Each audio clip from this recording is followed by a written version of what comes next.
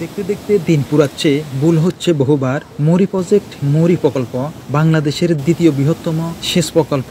জানা আছে কার কার? ডুবতে ডুবতে দিন শেষ হচ্ছে, ফিরছে না কবু বাড়ি। পানিতে ডুবে মানুষ মরছে। ফেনী ফুলগাজী পশুরাম আমরা সবাই জানি, বর্ষা আসলে ভয় লাগে, বাদ পাবো কবে।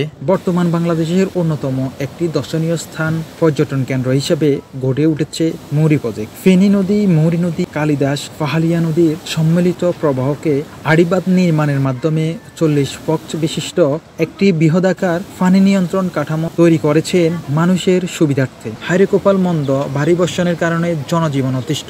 ফেনী জেলার ফেনী সদর, ছাগলনাইয়া, পশুরাম, ফুলগাজী, সোনাগাজী, চট্টগ্রাম জেলার মিরাজসরাই উপজেলার কিছু অংশ বন্যার প্রভাব কমাতে আমন ফসল অতিরিক্ত সেচ সুবিধা প্রদানের উদ্দেশ্যে নির্মিত হয়েছিল মৌরি সেচ প্রকল্প। আপনারা অনেকেই জানেন বা আপনারা অলরেডি অনেকে অবগত আছেন। বিশ্বব্যাংক অর্থায়নের সহায়তায় জাপানের শিমুজু কোম্পানি 168 কোটি টাকা ব্যয়ে এই সেচ প্রকল্প নির্মাণ করেন। এটি জনসাধারণের স্বার্থে করা হয়েছিল, আপনারা জানেন।